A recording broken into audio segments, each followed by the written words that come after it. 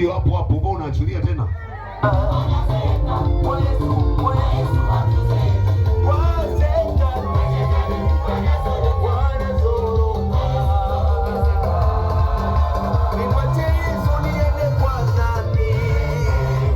Wakati tunapiga hii, naomba mhubiri aletwe ili kwamba Yesu tukamkabidhi mikononi mwa Bwana sasa.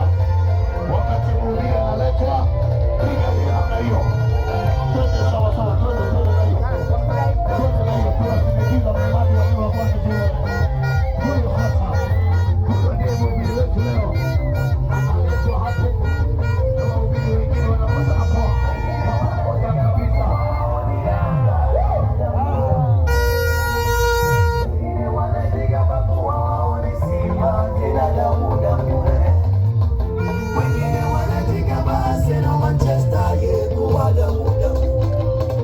Usiondoke hapo, usiondoke hapo. Akimaliza kwa watu wapate mhubiri wetu.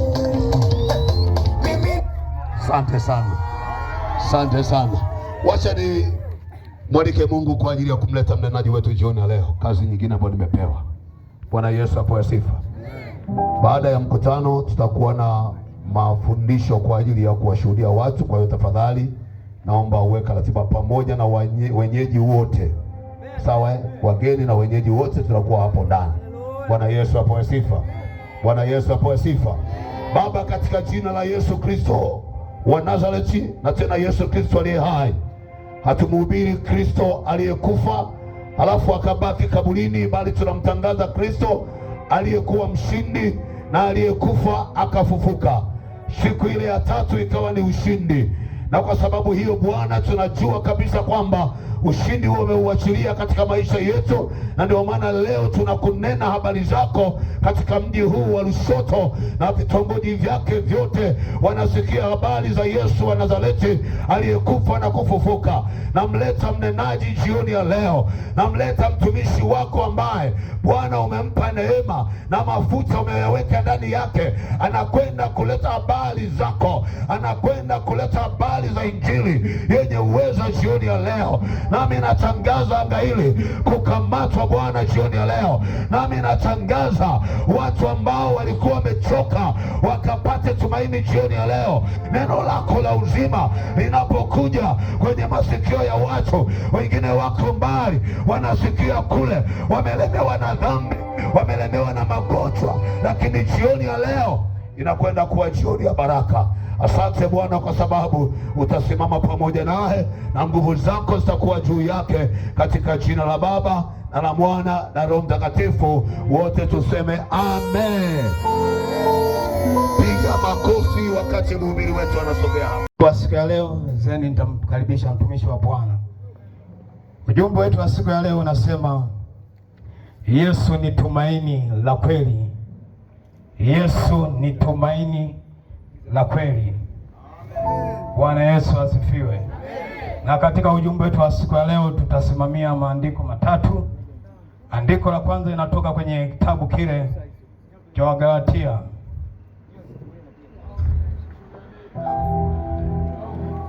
Bwana Yesu asifiwe. Haleluya. Ni Wakolosai 1:26 mpaka 28. Nitasoma katika jina la Yesu.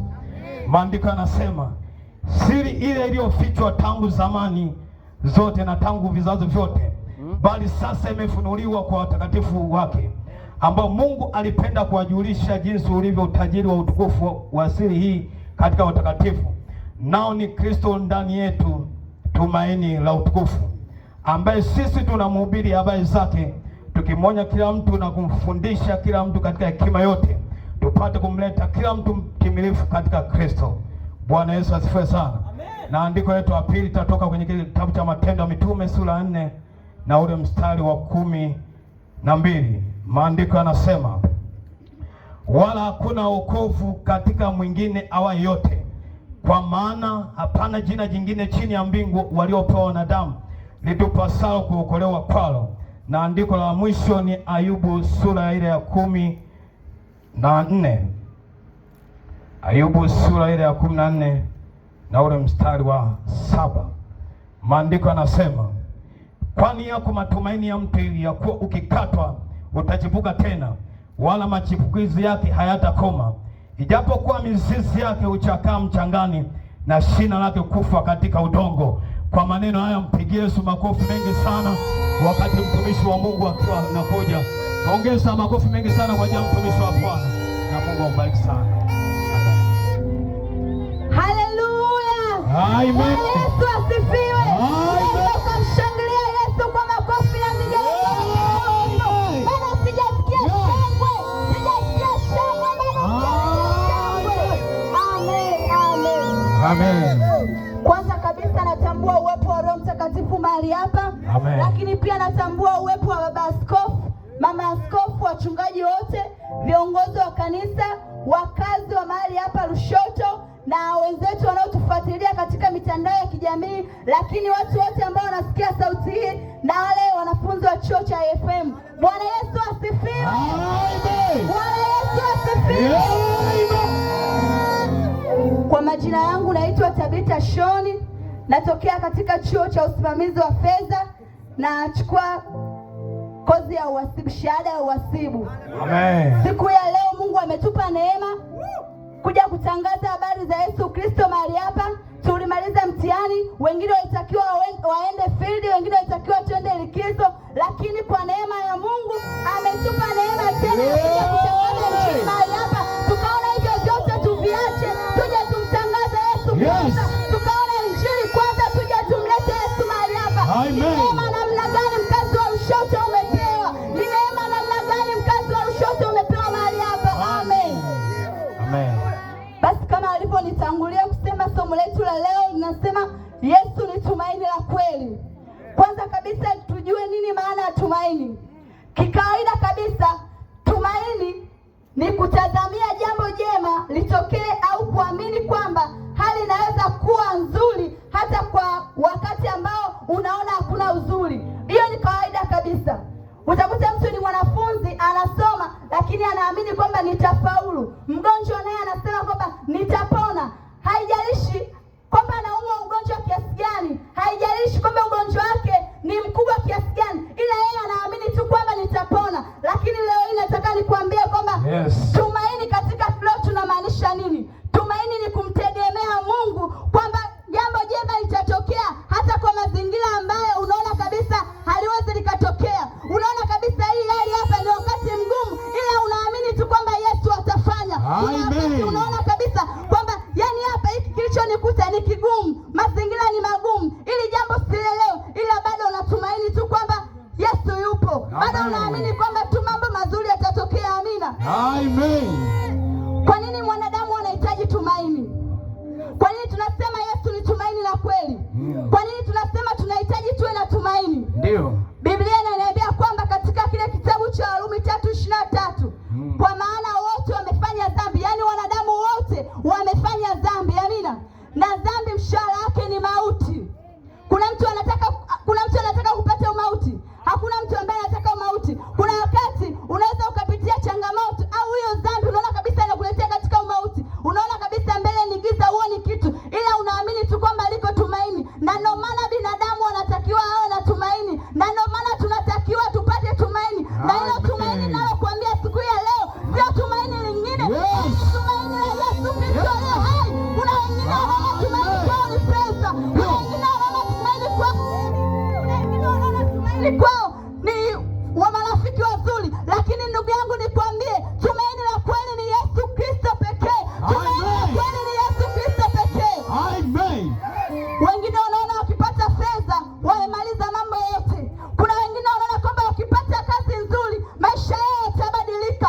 Kuna wengine wanaona kwamba wakifikia elimu ya juu kila kitu kitabadilika. Wengine wanaona wakipata nafasi, wakipata vyeo serikalini kila kitu kitabadilika. Lakini nataka nikwambie siku ya leo, hakuna tumaini la kweli kama Yesu Kristo. Hakuna tumaini la kweli kama Yesu Kristo. Unaweza ukapata vyote lakini bado una tumaini. Unaweza ukapata vyote lakini vikakupeleka katika maovu, vikakupeleka katika umauti, lakini tumaini la kweli ni Yesu Kristo, ambaye yeye ndio anatupa wokovu. Hivyo vitu vyote vya dunia haviwezi vikakupa wokovu zaidi ya Yesu Kristo pekee. Amen. Kitabu cha Ayubu katika mti. Ayubu anasema kwani kuna matumaini katika mti uliokatwa. Huo mti unaonekana kwamba umekatwa, na Ayubu namna alivyokuwa anauchukulia ni kwamba mti ambao umefikia hali mbaya kabisa. Huo mti ulionekana kwamba umekatwa matawi, umekatwa mashina, yani upo tu kwamba unaelekea kufa. Lakini Ayubu alisema kwamba yapo matumaini. Huo mti ukipata maji utachipua tena, utakuwa tena, utachipua tena. Amen. Nini nataka nikwambie mkazi wa Lushoto, wewe kuna wakati unaweza kuona kwamba umekata tamaa. Unaweza kuona kabisa kwamba hali uliofikia imekuchosha, dhambi zimekuchosha, namna ambavyo ulivyo unaona kwamba umetenda dhambi, umemkosea Mungu, upo mbali na uwepo wa Mungu. Lakini nataka nikwambie lipo tumaini la kweli, na katika ile tumaini kuna kuinuka tena, kuna kusimama tena, kuna kusonga mbele tena, kuna kusimama tena. Sio kwamba umekata tamaa, maana Yesu hajakuchoka, anakutaka hivyo hivyo. Anataka umpokee Yesu, anataka umpokee yeye, anataka umpokee yeye. Amen. Tumaini ni Yesu Kristo peke yake kabisa. Tumaini ni Yesu Kristo peke yake. Haijalishi umepitia mambo mangapi, haijalishi umekaa mbali na uwepo wa Mungu kiasi gani, haijalishi umepita njia gani wewe. Kuna wakati unaweza ukapitia changamoto, ukahisi labda waganga ni tumaini lako. Wapo wengi wanaona kwamba wakishiriki mambo ya kishirikina ndio matumaini yao. Wengine wanaamini kwamba wakivunja nasi njia panda ndio matumaini yao. Wengine wanaamini kwamba wakiwaloga wengine ndio matumaini yao. Lakini nataka nikwambie siku ya leo, hakuna tumaini nzuri kama Yesu Kristo. Yesu ndiye tumaini la kweli mkazi wa Lushoto. Yesu ndiye tumaini la kweli mkazi wa Lushoto. Amen. Sikiliza nikwambie. Yes. Katika kitabu cha Luka kinamzungumzia mtu mmoja, alikuwa mwana mpotevu. Ndio. Alikuwa na baba yake alikuwa na mali nyingi sana. Alikuwa analala mahali pazuri sana. Ndio. Alikuwa anakula chakula anavyotaka. Alikuwa anafanya kila anachojisikia. Mali ziko nyingi sana. Ile siku moja akamwambia baba, nipe sehemu ya mali yangu niende huko napojua mimi. Baba yake akampa. Yeye aliamini kwamba zile mali zinaweza kuwa tumaini, litabadilisha maisha yake na maisha yake yatakuwa mazuri. Baba alipompa, akafunga safari akaenda nchi ya mbali. Nini nataka kuambia? Kila kitendo cha kwenda nchi ya mbali ni sawa sana mwanadamu ambaye alikuwa karibu na Mungu, lakini akataka kwenda mbali na uso wa Bwana. Akataka kwenda kukaa mbali na uso wa Bwana. Yule mwana mpotevu akaenda. Alipoenda huko, akafanya mambo ambayo anayajua yeye. Akatumia mali zote, akatumia kila kitu, akafanya maisha ya anasa, akafanya kila anachojisikia yeye. Ila nataka nikwambie nini? Yes. Siku moja zile mali zote ziliisha. Mali zote ziliisha. Alijiona kwamba hana kitu na alipoteza tumaini kabisa. Mtu ambaye alikuwa anakula kila kitu kwa baba yake, mtu ambaye alikuwa na mali nyingi kwa baba yake, ilifika hatua alitamani apate hata ile maganda ambayo nguruwe alikuwa anakula. Yaani nguruwe chakula anachokula, ule uchafu unaobakia, alitamani yeye ale. Jinsi gani ambapo alikuwa amechoshwa, amekata tamaa. Jinsi gani ambapo alikuwa amepoteza kila kitu. Alipitia wakati mgumu sana, lakini ilifika siku akatafakari moyoni mwake, nafsini mwake mwenyewe, akajiuliza, watu wangapi wapo kwa baba wanakula na kusaza? Kwa nini nisirudi kwa baba? Kwa nini nisimrudie baba? Pale pale alipotafakari, hakuchukua siku wala masaa, hakuchukua miezi wala miaka. Alisimama, alinyanyuka, aliamua kurudi kwa Yesu.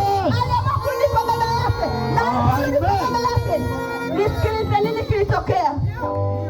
Aliporudi kwa baba yake alipomwona alifurahi sana, alimkumbatia. Akuwaza kwamba kwa nini aliondoka mwenyewe. Huyu si yule ambaye alitaka hizi mali aende, aliona kwamba kule anapotaka kwenda ni sehemu sahihi. Baba yake alimkumbatia.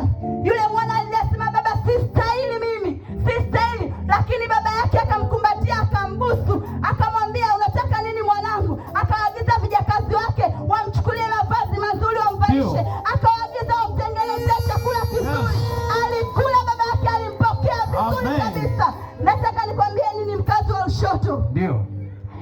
Bado hujafikia hatua ya kukata tamaa kama yule mwana mpotevu. Bado hujafikia hatua ya kuchoka kama yule mwana mpotevu. Mwana mpotevu alifika hatua alichoka kabisa. Alikata tamaa, lakini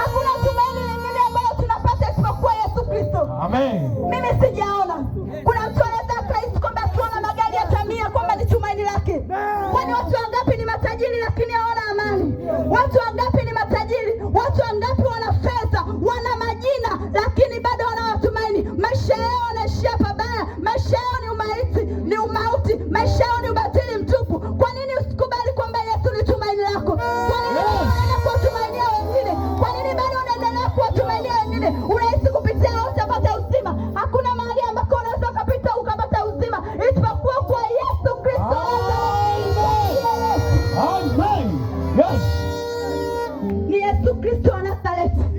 Ni Yesu Kristo pekee ambaye yeye ndiye anatupenda sisi, ambaye yeye ni tumaini letu. Na kupitia yeye tunapata wokovu, na kupitia yeye tunapata uzima wa milele. Kupitia yeye tunapata uzima wa milele. Kupitia yeye tunapata uzima wa milele. Hakuna sehemu ambayo utapata uzima wa milele isipokuwa kwa Yesu Kristo. Tumaini isipokuwa kwa Yesu Kristo. Amen. Mkazi wa Lushoto, kuna mtu anaweza akawa amekata tamaa, amepitia wakati mgumu sana, ni mshirika mzuri, anaenda kanisani, anafanya kila kitu ambacho kanisa linahitaji, lakini maisha yake binafsi yako mbali na uwepo wa Mungu. Anaimba kwaya, anaimba praise, anamtukuza Mungu, anapiga makofi, anashangilia, lakini moyoni mwake anasikitika mwenyewe. Kuna wakati analia, anasema Mungu, mpaka lini? Hii mpaka lini? Dhambi inamtafuna mwenyewe. Kuna muda anatamani kuacha lakini hawezi. Kuna muda anatamani kuacha lakini hawezi. Lakini ukimwona katika umoja katika ukundi kama huu, unamwona anashangilia, anapiga makofi, ile ndani ya moyoni mwake anasononeka. Ndani ya moyoni mwake anasononeka mwenyewe. Anajiona kabisa yuko mbali ya uwepo wa Mungu. Anaona kabisa yuko mbali ya uwepo wa Mungu. Kapoteza tumaini na ajui kama tumaini ni nani. Nisikilize nikwambie, Yesu Kristo ni tumaini lako. Amen. Kama ulikuwa hujui, hebu anza kutambua kuanzia leo. Hakuna sehemu ambako utapata tumaini, hakuna sehemu ambako utapata wokovu wewe, hakuna sehemu ambako utapata furaha milele isipokuwa kwa Yesu Kristo peke yake. Amen. Hivyo hivyo ulivyo Yesu anataka na kutaka hivyo hivyo. Amen. Hivyo hivyo ulivyo Yesu anakutaka hivyo hivyo. Anataka umrudie kuanzia sasa. Na anasema kabisa, Biblia inatuambia sasa wokovu ni sasa wala sio kesho. Yule mwana mpotevu akusubiri miezi, akusubiri atafakari mwaka, pale pale alipoona kwamba amechoka, amechoshwa na ulimwengu, amechoshwa na dunia, kile alichokuwa nacho amepoteza. Muda ule alisema wakati ndio sasa. Aliinuka, alijikumbusha, alisema kwa nini nisirudi kwa Yesu? Kwa nini nisirudi kwa Baba? Kwa nini nisimrudie baba yangu? Na baba yake alipomuona alimkumbatia, akambusu, alimfurahia sana. Amen. Wewe sio kwamba umekata tamaa kiasi ambacho mwanampotevu alikuwa amekata tamaa. Wewe sio kwamba eti umechoka kiasi kwamba Yesu akukatae. Hujachoka kiasi ambako Yesu anakukataa. Hiyo dhambi uliyokuwa nayo haina ukubwa kiasi kwamba inaweza kulinganishwa na ukubwa wa neema ya Mungu. Amen. Neema ya Mungu ni kubwa na inatutosha sana. Amen. Neema ya Mungu ni kubwa na inatutosha sana. Amen. Kubali kumpokea Yesu. Amen. Kubali kumfanya Yesu awe tumaini lako. Kubali kumfanya Yesu awe tumaini lako. Ndio. Utafanya mambo mengi katika hii dunia, utazunguka huku na kule, lakini kubali kwamba Yesu pekee ndiye tumaini. Hakuna sehemu utapata tumaini wewe isipokuwa kwa Yesu peke yake. Amen. Ayubu anasema ule mti ulikuwa umekatwa, umepoteza matumaini kwa kabisa, na ulikuwa onekana kama mbaya. Watu wengine walikuwa wanaona kama huwezi ukauta tena, lakini alisema kupitia maji. Kumbe mti ulikuwa unahitaji maji. Yesu alipomwagilia maji tule mti ulikuwa. Wewe nataka nikwambie kwamba tumaini ambaye ni Yesu anaweza akapanda kitu ndani yako, akachilia wokovu, na sasa wokovu ni sasa. Ukasimama na baada ukainuka tena. Waliokukatia tamaa watakufunika, watakushangaa. Waliokukatia tamaa watakushangaa kwamba Yesu amekupokea tena. Yesu ni tumaini la maisha yako. Amen. Kuna mtu yuko mahali hapa amevunjwa, amevunjika, familia yake haieleweki, amepoteza matumaini kabisa, lakini nataka nikwambie Yesu ni tumaini la kweli. Amen. Kuna wengine wako mahali hapa katika huduma, amechoka, anaona kabisa hawezi kusonga mbele, anaona kabisa amepoteza matumaini, hakuna namna ambavyo anaweza akafanya, kasahau kwamba Yesu Kristo ni tumaini lake. Kuna wengine wako mahali hapa anatamani kwamba na yeye awe na furaha wakati wote, awe na amani wakati wote, amechoka, amepoteza matumaini kabisa, lakini nataka nikwambie lipo tumaini ambaye Yesu Kristo, lipo tumaini ambaye yupo tumaini ambaye ni Yesu Kristo, lipo tumaini ambaye ni Yesu Kristo. Amen. Kwa nini usikubali kumpokea Yesu awe Bwana na Mwokozi wako? Kwa nini usikubali kwamba Yesu awe tumaini lako? Kwa nini usifanye Yesu awe tumaini la kweli? Kwa nini usifanye Yesu awe tumaini la kweli? Hakuna tumaini ambako utapata isipokuwa Yesu Kristo. Amen. Utakuwa na kila kitu katika hii dunia, lakini bila Yesu wewe ni bure kabisa. Bila Yesu wewe hakuna ambacho unaweza ukafanya katika hii dunia isipokuwa Yesu utakuwa na kila kitu ndugu yangu, ila bila kuwa na tumaini, bila kumtegemea Yesu katika haya maisha ni bure kabisa. Amen. Ni bure kabisa, na maisha yako atakuwa ni umauti. Dhambi madhara yake ni umauti, lakini kumtegemea Yesu, madhara yake, kumtegemea Yesu, matokeo yake ni uzima wa milele. Hakuna sehemu ambayo utapata uzima wa milele isipokuwa kwa Yesu Kristo peke yake. Hakuna sehemu ambayo utapata uzima wa milele isipokuwa kwa Yesu Kristo peke yake. Na leo Kristo ndio ambaye tunamfanya yeye tumaini letu. Yeye ambaye tunamfanya kuwa ni tumaini letu.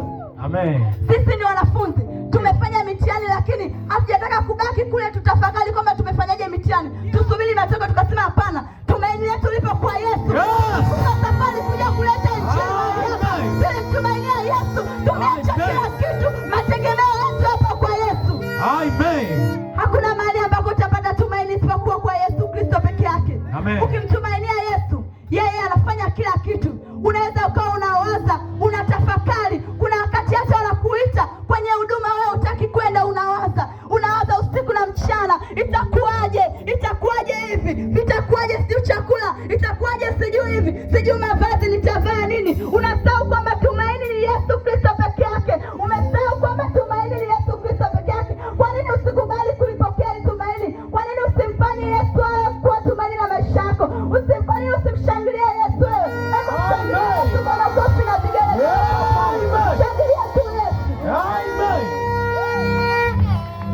Ngoja nikupe mfano wa mtu mwingine. Ndio. Bartimayo alikuwa ni kipofu, alikuwa haoni kabisa kimwili. Kuna wengine wako mahali hapa lakini hawaoni kiroho. Una macho ila huoni kiroho. Umepoteza wokovu. Bartimayo alikuwa kipofu wa mwili, lakini aliposikia kwamba Yesu anapita mahali ambako yupo, alimtumainia yeye, akasema hapa ndipo nitapata wokovu. Yes. Hapa ndipo nitapona. Hapa ndipo nitapona. Na alikuwa anatamani kuona kama ambavyo mimi na wewe tunaona siku ya leo. Alikuwa anatamani kuona kama mimi na wewe ambavyo tunaona siku ya leo. Hakuna mtu ambaye anatamani kupata upofu. Hakuna mtu wa namna hiyo. Ila aliposikia kwamba Yesu anapita, alisema hapa na mimi leo lazima nipate tumaini. Hakujitafakari mara mbili wala mara tatu. Hakujitafakari mara nne, sio mara ngapi. Wala kusubiri sijui siku ngapi zipite, wala kusubiri sijui miezi mingapi ipite. Lakini alisema wakati huu nitamshikilia Yesu. Nitamshikilia Yesu na tumaini Yesu siku hii leo lazima nipone. Amen. Wapo waliomkatisha tamaa wakati anamuita Yesu. Wengine walimtukana, wengine walimuita majina ambayo wanajua yeye, ila yeye hakukata tamaa. Hakukatishwa tamaa. Ila wewe mtumishi, ukichukizwa tu kidogo kwenye praise unataka kuacha. Ukichukizwa tu kidogo kwenye huduma unataka kuzila. Unamzilia nani wewe? Unamzilia nani mpendwa? Lakini Bartimayo yeye kujali maneno ya watu. Muda ule Yesu alisikia ile sauti, akawatuma wafuasi wake wamsimamishi. Wakamwambia inuka Bartimayo, jikaze. Akasimama, akamfuata Yesu. Yesu akamwambia unataka nikutendee nini? Akamwambia nataka kupona Bwana. Nataka kupona Bwana. Muda ule Bwana alifanya jambo. Muda ule Yesu alifanya jambo. Na Bartimayo alipona.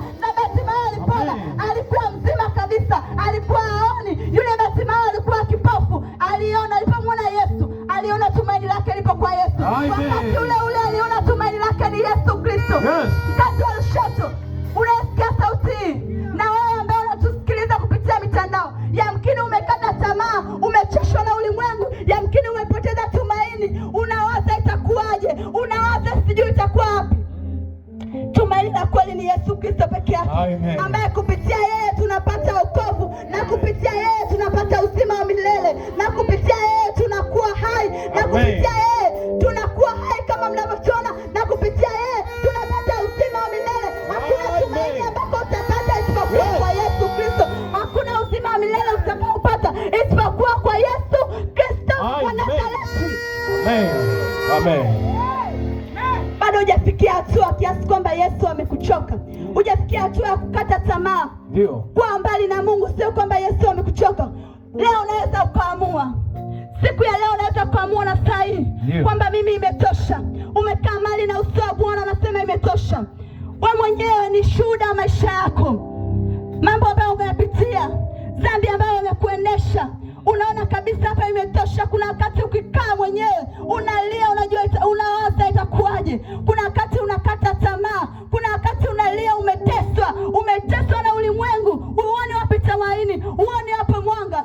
lakini nataka nikushauri na nikwambie kitu. Lipo tumaini ambaye ni Yesu Kristo peke yake.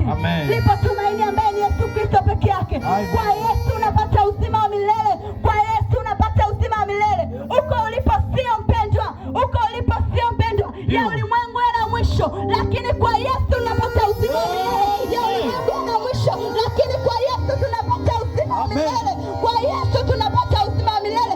Lipo tumaini ambaye ni Yesu Kristo aliye hai. Amen. Usione kwamba umekata tamaa. Ndio. Usione kwamba umechoka. Usione kwamba wewe Yesu hakutaki. Yesu anakutaka wakati wote.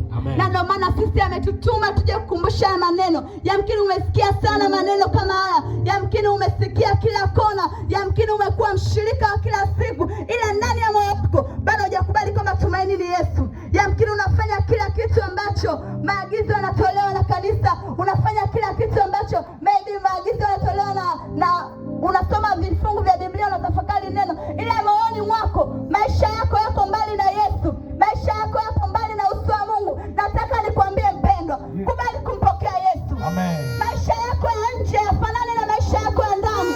Maisha yako ya nje, watu wanapokuona wamtambue Kristo. Watu wanapokutazama wamuone Kristo. Amen. Kama ulivyo nje, ndivyo ambavyo unatakiwa kuwa ndani. Kwa sababu utakufa siku moja na Yesu, utakutana na Yesu mwenyewe. Kubali kumpokea Yesu. Amen. Mfanye kuwa tumaini la maisha yako. Mfanye kuwa tumaini la maisha yako. Unaweza ukafanya janja ukasema mchungaji ngoja nimfurahishe mchungaji, ila umfurahishi Yesu. Hujafanya kazi bado. Unajisumbua mpendwa. Unajisumbua mwenyewe. Wala hakuna mtu ambaye unamsumbua. Unaweza ukasema mimi ngoja nihudhurie kwaya, nihudhurie huduma, umfurahishe kiongozi wako wa hicho kikundi, lakini bado kabisa unatakiwa ukubali kwamba Yesu ni Bwana na Mwokozi wako. Badilisha mtazamo wako ndani, badilisha maisha yako. Kubali kwamba Yesu ni tumaini lako. Kubali kwamba Yesu ni tumaini lako. Kubali kumpokea Yesu awe Bwana na Mwokozi wako.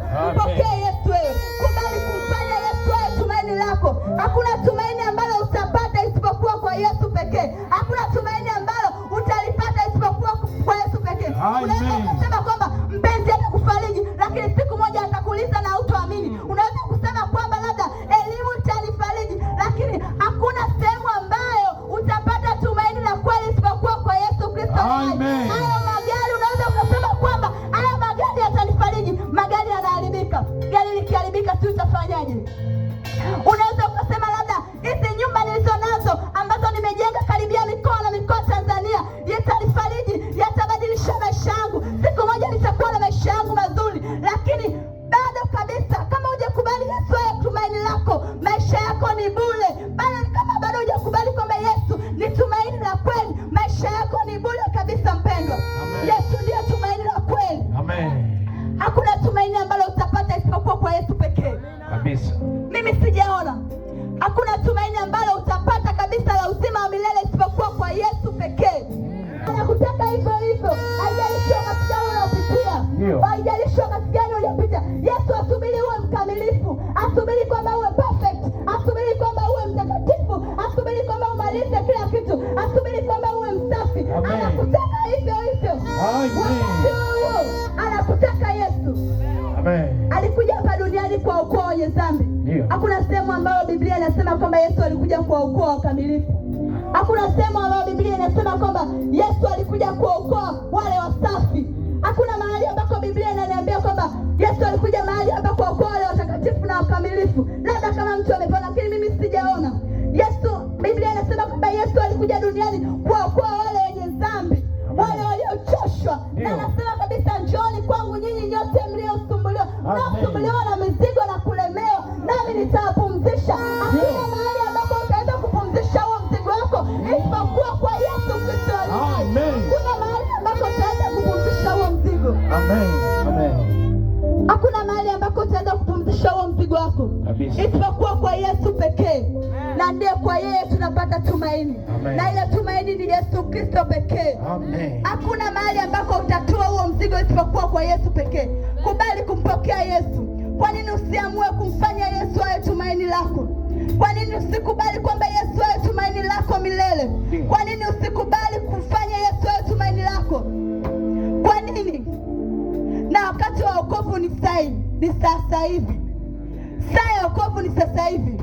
Usisubiri miaka ipite, usisubiri kwamba mimi nikiwa mzee. Mchungaji amesema hapa, kuna watu wanakuwa na notion kwamba mimi ngoja kwanza nifanye ujana kwanza, mimi ngoja kwanza niwe mzee. Hapana, muda huo ndio wakati wa kumtumikia Mungu. Kuna sehemu unaona kwamba vijana ndio kuna sehemu ambayo kumtumikia Mungu. Amen. Elimu yako si kitu. Kuna mwingine anaweza kusema mimi ni msomi bwana, kumtumikia Mungu ni ushamba. Sikiliza nikwambie, hata sisi tunasoma lakini tunamtumikia Mungu. Amen. Tunaenda shule kupata elimu, lakini wakati huo tunajifunza kumtumikia Mungu, tunamtumikia Mungu kabisa. Amen. Wewe ni nani? Elimu gani? Kuna watu ambao wamefika hata level za juu, wengine wapo serikalini lakini wanamtumikia Mungu. Ndugu yangu, nafasi gani uliokuwa nayo ambayo unaona kabisa mimi bwana sistahili kumtumikia Mungu, mimi sistahili kuwa karibu na Mungu? Kubali kumpokea Yesu awe Bwana na Mwokozi wako. Amen. Mfanye kuwa Yesu awe tumaini lako la kweli. Mfanye kuwa tumaini la maisha yako. Mfanye kuwa tumaini la maisha yako. Hakuna sehemu ambako utapita. Hakuna sehemu ambako wewe utafanya kitu ambacho utahisi kwamba ni tumaini lako isipokuwa kwa Yesu Kristo aliye hai. Kuna sehemu ambako unaweza ukawategemea watu, unaweza ukahisi kwamba faraja, lakini itafikia tu watachoka. Hata rafiki unayemwona mzuri ambaye unajua kabisa huyo ni faraja wako, ukipata changamoto itafika tu atakuchoka.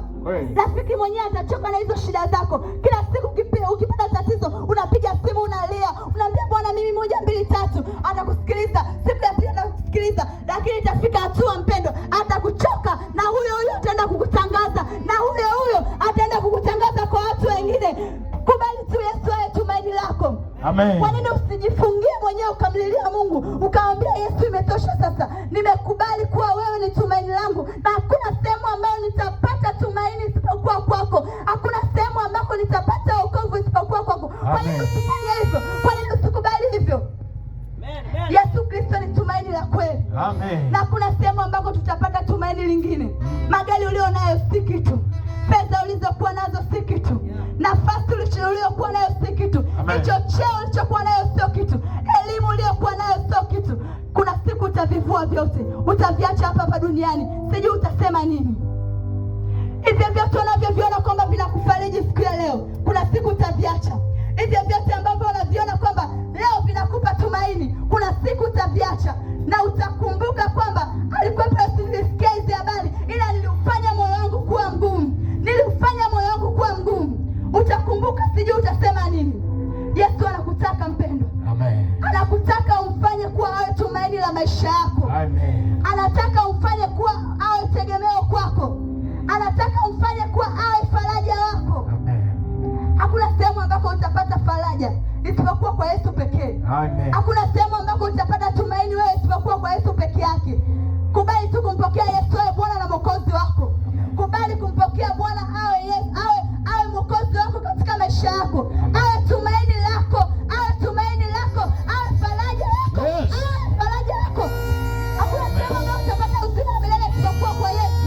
Hakuna mahali ambako utapata uzima wa milele isipokuwa kwa Yesu. Yesu Kristo ni tumaini la kweli. Amen. Yamkini umekata tamaa, umechoka, dhambi imekuchosha.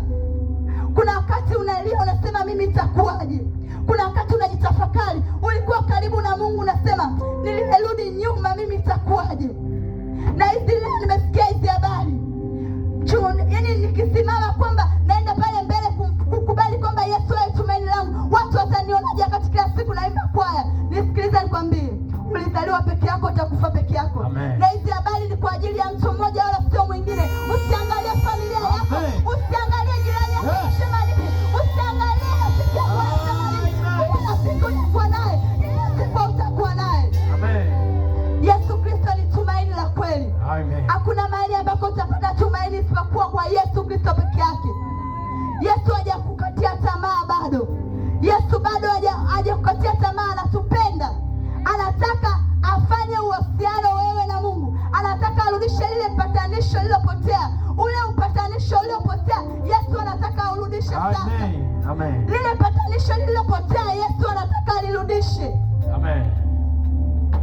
Kubali kurudi kurudi kwa Yesu. Amen. Yamkini umekuwa mbali na uso wa Bwana. Yamkini umechoka, umekata tamaa. Yamkini unaona kabisa huwezi kusonga mbele. Yamkini unaona kabisa hii elimu hapa nilipofikia siwezi. Hakuna tumaini kabisa. Hii huduma ninayoifanya kuna mambo ambayo sielewi. Kuna wakati unaona kabisa umechoka, unatamani kurudi nyuma, umerudi nyuma.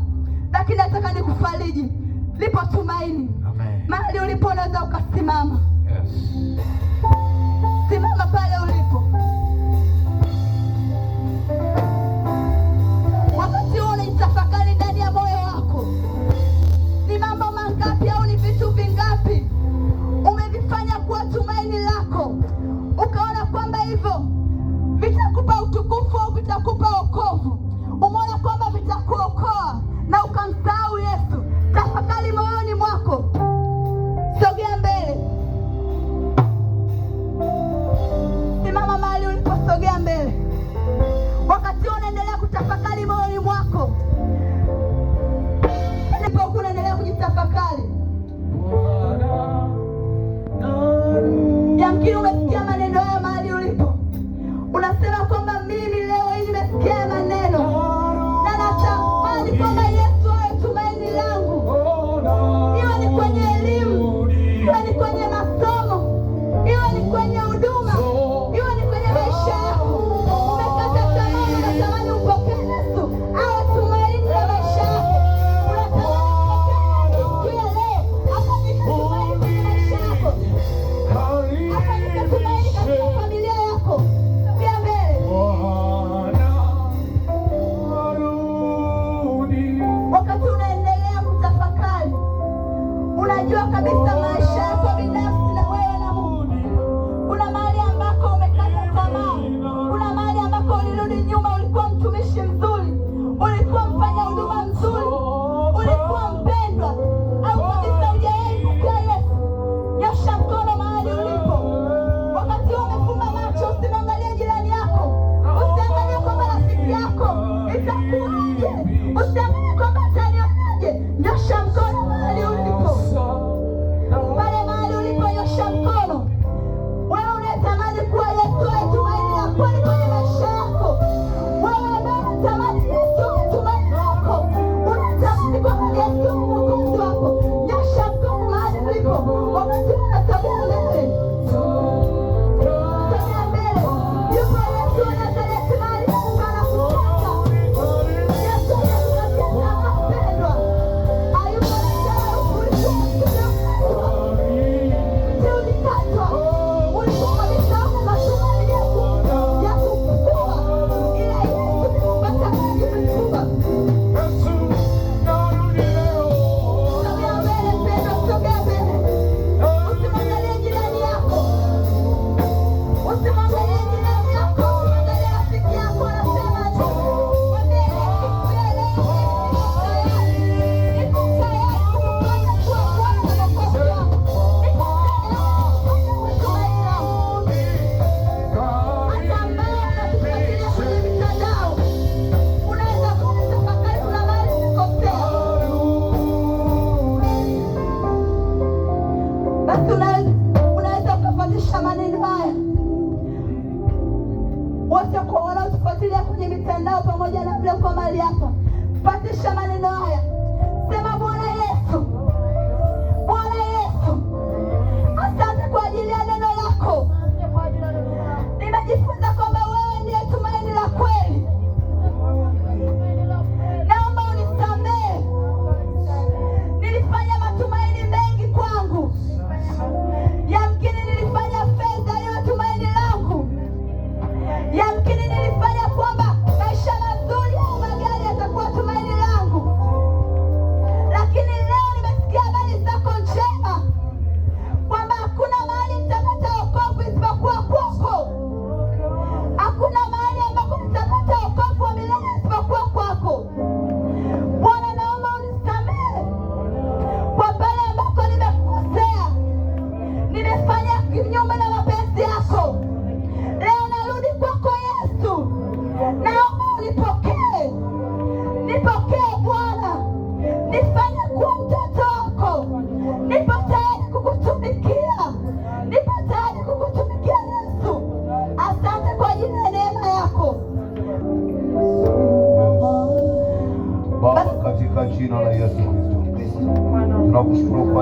neema hii ya wokovu ambayo watu wako wanapata tumaini lingine tena jipya. Asante kwa sababu Bwana, bado watu wako wanaweza kukumbuka hali ambako waliweza kushindwa, lakini sasa watashindwa tena katika jina la Yesu Kristo, katika jina la Yesu Kristo, katika jina la Yesu Kristo, katika jina la Yesu Kristo, katika jina la Yesu Kristo. Asante kwa sababu Bwana, wewe ni Mungu ambaye hujawahi kushindwa. Wewe ni Mungu tangu leo. Haya, katika jina la Yesu, achia maisha yako, achia maisha yako, achia maisha yako, achia maisha yako, achia maisha yako, achia maisha vizuri, achia maisha vizuri, achia maisha yako, achia maisha yako, achia maisha yako, achia, achia. Jina la Yesu Kristo, kwa jina la Yesu Kristo. Asante Mungu kwa sababu ya maamuzi mazuri ambayo Bwana mabinti hawa wameamua leo kumpa Yesu Kristo maisha. Waliokimbilia kwako walipata tumaini, walipata faraja, walipata amani, walipata amani. Leo furaha inaingia, leo amani inaingia, leo furaha inaingia, leo furaha inaingia kwa jina la Yesu Kristo, kwa jina la Yesu Kristo, kwa jina la Yesu Kristo, kwa jina la Yesu Kristo, kwa jina la Yesu Kristo. Achia maisha yako, achia maisha yako, achia maisha yako, kwa jina la Yesu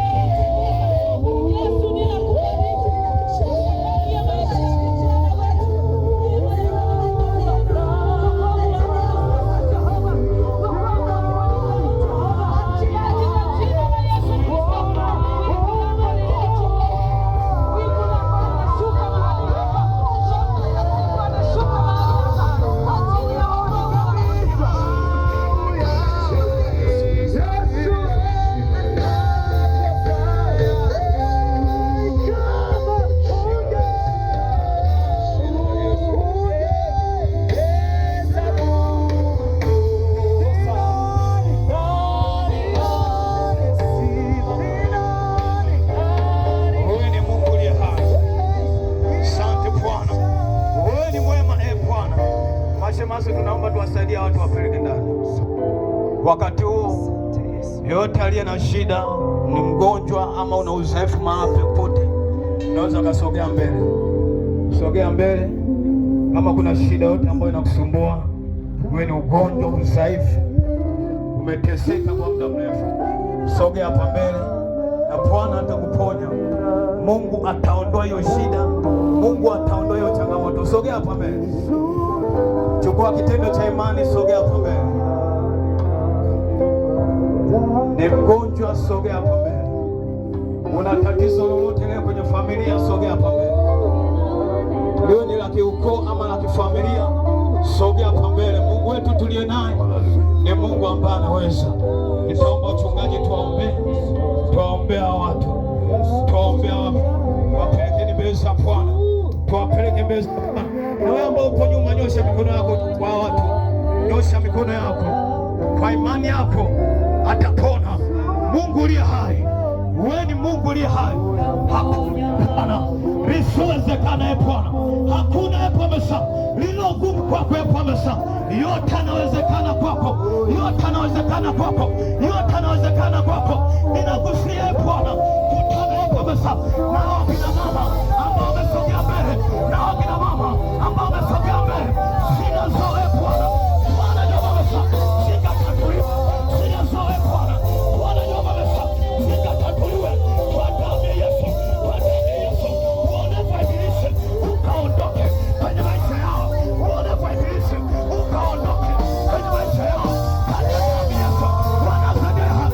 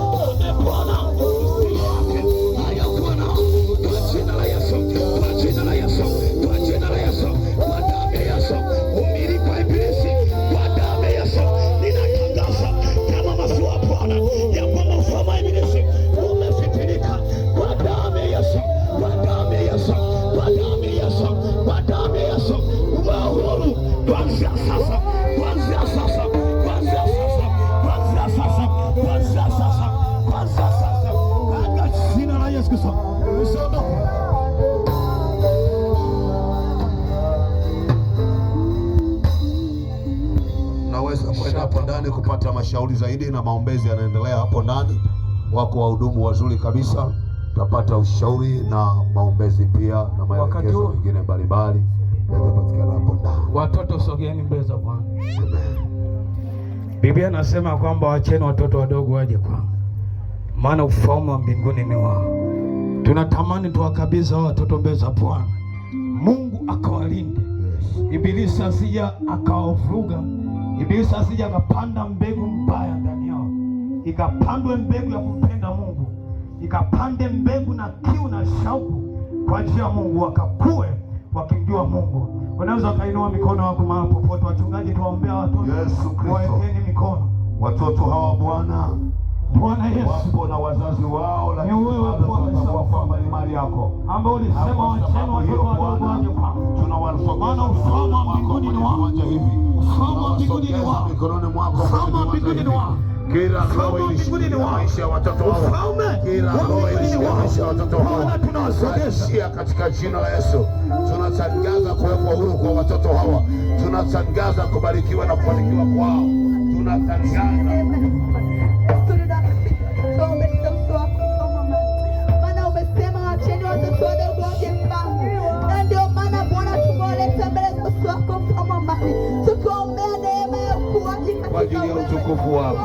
Asante kwa ajili ya ushindi, asante kwa ajili ya maisha ya ushindi ambayo watoto hao watapata kuwa nayo. Asante kwa ajili ya maisha ya ushindi ambayo watoto hao Bwana watapata kuwapatia Baba, katika jina la Yesu Kristo. Baba, katika jina la Yesu Kristo, litukuzwe jina lako Baba, litukuzwe jina lako tena na tena Baba, liinuliwe jina lako kwa ajili yao, litukuzwe jina lako kwa ajili yao Baba. Asante, asante kwa sababu utawaponya, watakuwa wabinti wasomi, watakuwa watoto watakaokuwa na vichwa vya akili, watakuwa watoto ambao wataponywa na kila roho zinazowafuatilia, roho za mazongo hazitawagusa kwa jina la Yesu, kwa jina la Yesu, kwa jina la Yesu, kwa jina la Yesu, kwa jina la Yesu, kwa jina la Yesu Kristo. Asante Mungu, asante Jehova.